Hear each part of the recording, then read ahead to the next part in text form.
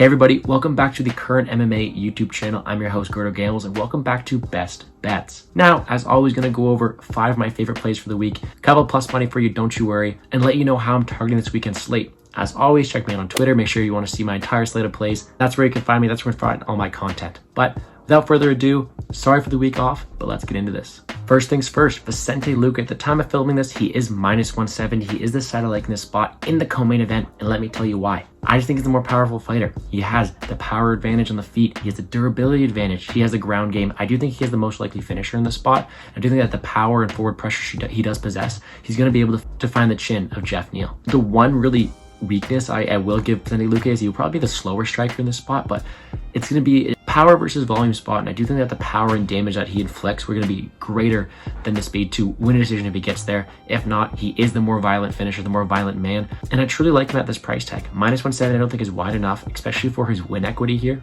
and do think he has the opportunity to go out there and solidify himself as a title contender in this division.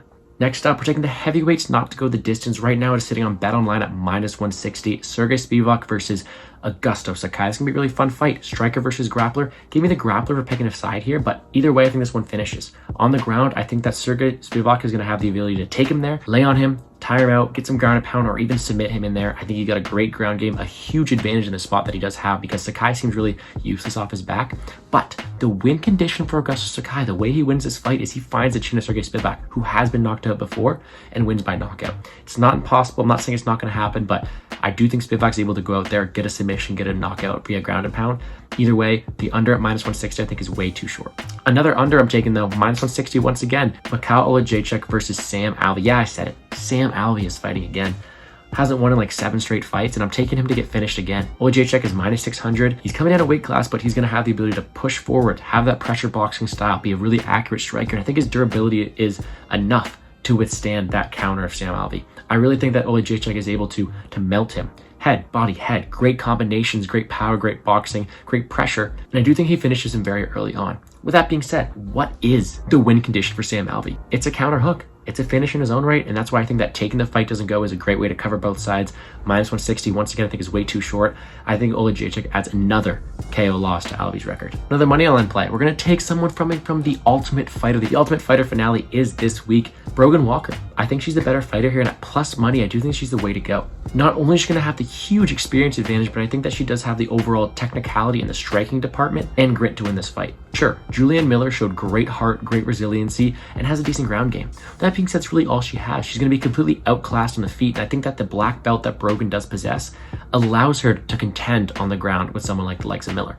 I think that the vet savvy and the striking of Brogan is going to be able to win her this fight pretty easily. I think at plus money, it's really hard to overlook it. I think the line is way off. Give me Brogan all day. The fifth and final play, we're taking violence one more time. We're taking the under 2.5 in the Lipsky versus Casuara fight. First things first, I think Lipsky wins this fight. I think she's a better finisher, better ground game, and is facing a really hittable Priscilla Casuara. With that being said, Casuara is a zombie girl. Her win condition is probably putting pressure on Lipsky and finishing her in her own right. And I do think that at plus 175, the line is way off.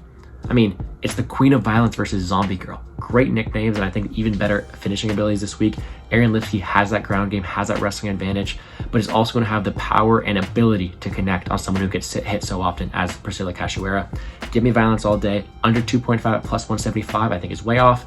Another one I'm really liking this week. But that is 5 plays I just gave out for you guys. 2 of them plus money, 3 of them unders, and 2 of them money lines. A lot of information I just threw at you guys. Other stuff I'm liking. Give me Jamal Hill in the main event. Give me Bueno Silva at plus money. All that stuff you can find on my Twitter.